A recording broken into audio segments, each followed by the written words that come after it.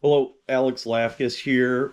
We're going to talk a little bit about fly fishing for bass and what I'm doing on the inland lakes in this pre-spawn time period. So it's kind of complex as far as fly lines, leaders, stuff like that. I do a lot of different things. What I'm going to start with is typically I run 8 and 9 weights mainly. You can see a 7 weight being useful in finesse situations like where it's really flat and fish are really shallow just because you have less impact with your fly line on the water. Um, that being said, I usually use 8 9s. I like to have the versatility to go bigger too when necessary. The lines, I don't feel comfortable without about 3 different lines going out there. And usually I'll use my 8s and 9s to have it different. So I might have a 300 grain on a 9 weight that's a type 6, and maybe a type 3 on a 9 or an 8 or whatever it happens to be. Um, and then there's definitely options. I like a faster sink for deeper water, and especially in windy conditions, you can get away with it when the boat's getting moved fast. That type 6 helps you stay down even if you're fishing shorter distances. If you get a little less chop and casting is easier, that type 3 will be enough because you can gun it and you can go a little slower. When you're fishing with your presentation, you can go slower with your presentation and kill it, and that line's going to pull it down. When you're fishing still water with sink tips, they really penetrate the water column quickly. So they're going to fall. No current pushing on it to push it up, so they're going down. That's why I use type 6 probably the least unless I'm in a really windy conditions day. Um, so I've kind of got it. So instead of like just a type 3, you can use, Rio makes their Elite Predator line in it's a floating intermediate slow sink, and that's the line I would recommend for fishing a lot of that 4 foot, 5 foot, 6 foot of water. They also make a float hover intermediate, which good use for that line is if like you're fishing really shallow rocks on a flatter day. Um, and then so you can cast it up there, let it really fall slow, let that line, hit the water soft and slowly penetrate, and then work your fly away. And I'm going to go over the flies too, so you have an idea of what I'm talking with this. SA also makes like an I-2-3, which is going to be similar to like the Rio float intermediate slow sink.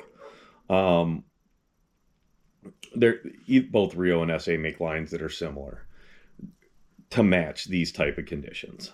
So I'm usually in the 250 to 300 grain, seeing as I'm using 8 and 9 weights. I'll carry a 350 on occasion in case I'm bombing big things, but usually a 300 is enough. Some people throw a 350 better than a 300 on a 9. I prefer the 300. You can carry a little bit more line to really zing it out there. So those are kind of the lines I'll have, and you'll be in a variation of 8 or 9. Not too particular on 8 or 9. I can kind of use them interchangeably. They're both enough rod. The only time you'll tend to lean more towards the 9 if you get a really windy day, just because it seems like that extra grain weight helps penetrate higher winds.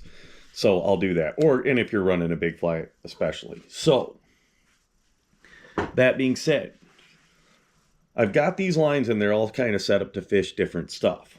If I get flat days on some of the inland lakes, or I'm out in Grand Traverse Bay, I fish a lot of Clouser type stuff.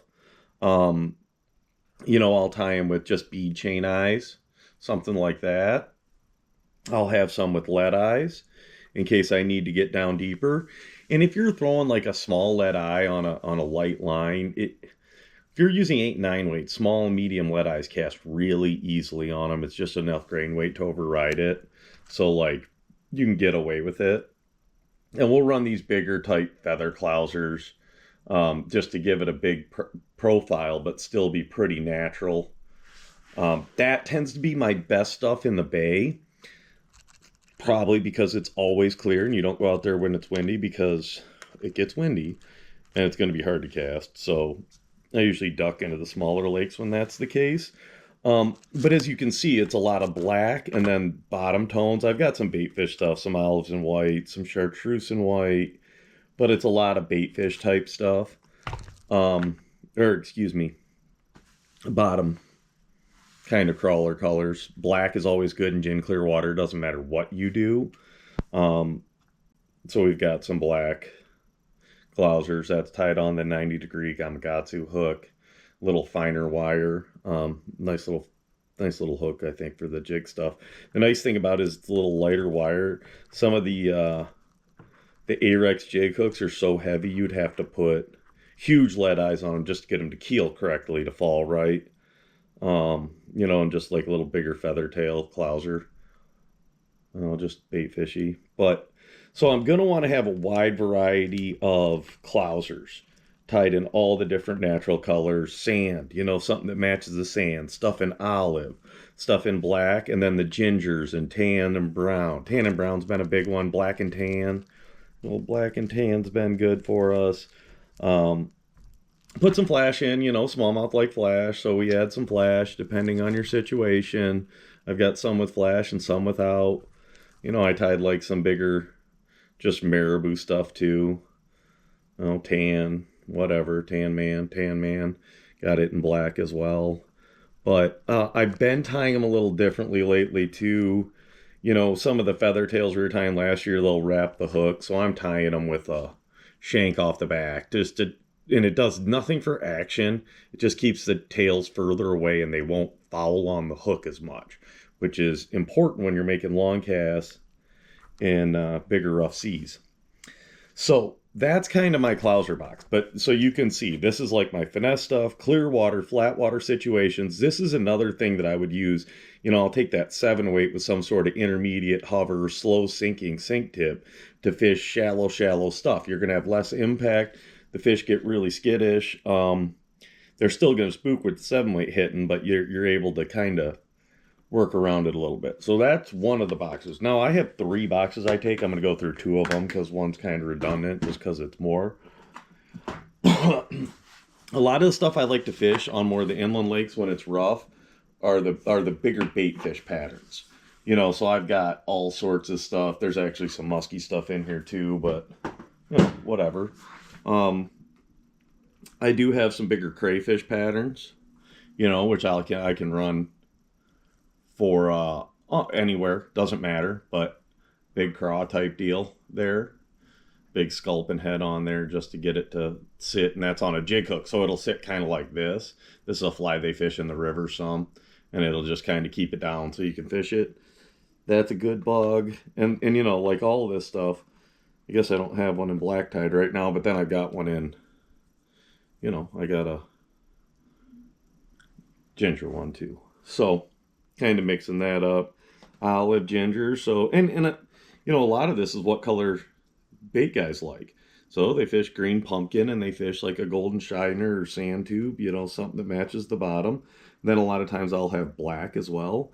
Then I tie a bunch of different baitfish stuff and I'll tie them in all different sizes. You know, so that's that stillwater baitfish I've tied before on the video. It's got the shank out the back. And this thing will, you know, it does a lot more turning, which is fun. The one I've done the best on so far this year, probably because I fished it, is one of those 2-hook bugs. I mean, that's like 8-9 inches. That is that stillwater baitfish, basically platform with a front hook. So I can get that length. And it glides to the sides too. It's a little slower. You know, it's not as quick turning as the short shanked or as the single hook one. But it's a sweet fly and they've been eating it. I've been tying these on the Ahrex, I believe it's the Predator Light Stinger, which I know it is. It's the same one I tied on that Mega Brush. And it's just kind of puts that hook a little further back, which is kind of the attack spot. So I like this type stuff. You know, you got to have a chartreuse because, you know, some of these lakes are green lakes that have green water. They eat that green fly. That's a badass looking bug. I'm going to have to throw it one of these days. So I'll have that. And typically I bring all this stuff in it's a lot of, it's my standard trout colors because I do understand that if in overcast days, lake, river, whatever, olive and yellow works, man. It's kind of perchy, kind of whatever. It works well. I got white and olive because every bait fish in the world looks white and olive. I've got, I think I got a Suckman color around here somewhere too. Can't find it right now, of course. Chartreuse and white, that's a big time color. Well, this is a little more perchy too. I just went a little heavier on the buck hair and gave it a little more yellow and a little orange in there, you know, because why wouldn't you? What I'm doing on some of these connections, since we are dealing with some pike and muskie in the lake too, is instead of doing a mono connection like I do on 99% of my trout stuff, I'm actually using the SA Predator wire. So this is titanium wire. It's a multi-strand. It's pretty flexible though, and it won't kink. Like if you use single strand mono, it'll kink. Or not mono, single strand wire, it'll kink eventually. You'll never get it back. That won't do it. So I'm tying it in and really, you know, gluing it down and wrapping it good so it stays there. And then I've also got smaller bait fish. You know, I do fish a lot of the smaller stuff still.